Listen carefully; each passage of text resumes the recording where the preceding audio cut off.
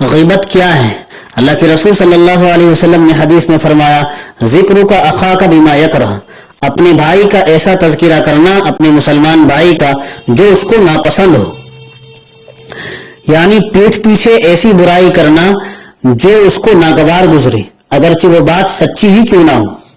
اور قرآن میں اللہ نے فرمایا، ولا یغتب بعضکم بعضا، تم آپس میں ایک دوسرے کی غیبت نہ کیا کرو۔ ایحب احدکم ان یاکل لحم اخیہ میتا فکرہتموہ، کیا تم میں سے کوئی آدمی اپنے مردار بھائی کا گوشت کھانا پسند کرتا ہے؟ جب اسے پسند نہیں کرتے تو غیبت کو بھی ناپسند سمجھو۔ علامہ ادریس کاندلوی نور اللہ مرقدہ نے معارف القرآن میں تحریر فرمایا، جس طرح کسی انسان کا گوشت نوچ کر کھانے سے اسے تکلیف ہوتی ہے، اسی طرح اس کی آبرو ریزی بھی، مسلمان کی آبرو ریزی بھی، اس کی غیبت کرنا بھی اس کی تکلیف کا سبب بنتا ہے۔ آج ہماری مجلسیں غیبت کی لعنت سے معمون اور محفوظ نہیں ہیں۔ جہاں چند افراد جمع ہوئے وہاں دوسروں کی غیبت نہ ہو، یہ ممکن نہیں ہے۔ ایک آدمی شروع کرتا ہے اور سب اس میں حصے دار بن جاتے ہیں۔ ایک غیبت کر رہا ہوتا ہے اور دوسرا اس میں اضافہ اور بڑھوتری کر رہا ہوتا ہے۔ یہی ہماری محفلوں کا رنگ و روپ ہے۔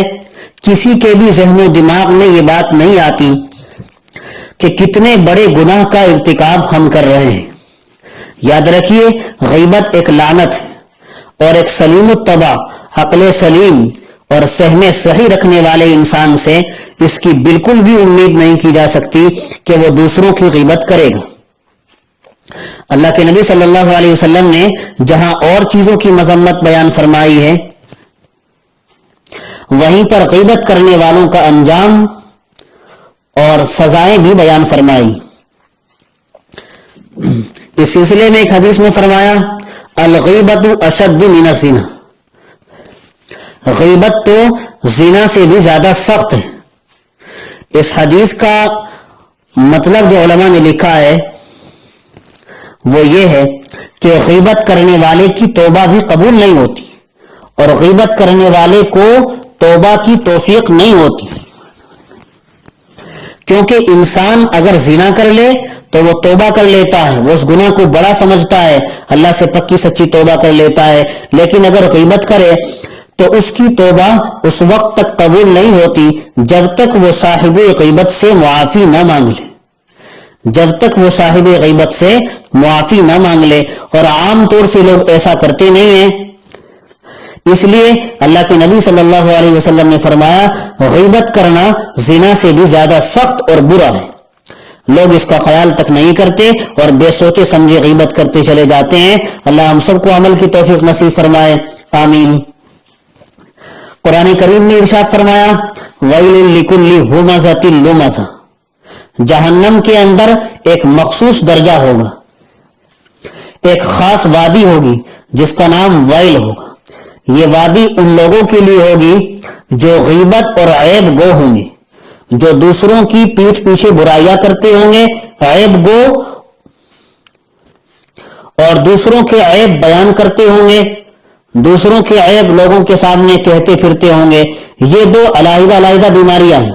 یاد رکھیے، اس وادی اور علاقے میں آگ کے بنے ہوئے ستون ہوں گے، ان ستونوں کے ساتھ ان کو باندھ دیا جائے گا اور پھر آگ کے بڑے بڑے شعلے اٹھیں گے اور ان کے دلوں کو جا کر لگیں گے۔ غیبت گناہ کبیرہ ہونے کے ساتھ ساتھ نفرتوں کا سبب بنتی ہے۔ غیبت کرنے والا بھی کبیرہ گناہ کا مرتکب ہوتا ہے اور سننے والا بھی گناہ گار ہوتا ہے۔ جیسے غیبت کرنا گناہ ہے، ایسے اس کا سننا بھی گناہ ہے۔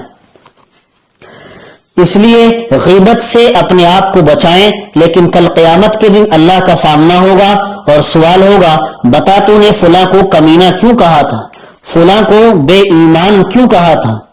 تو اس دن کف افسوس مننا پڑے گا کہ کاش ہم نے سوچ سمجھ کر اپنی زبان کو دنیا میں استعمال کیا ہوتا۔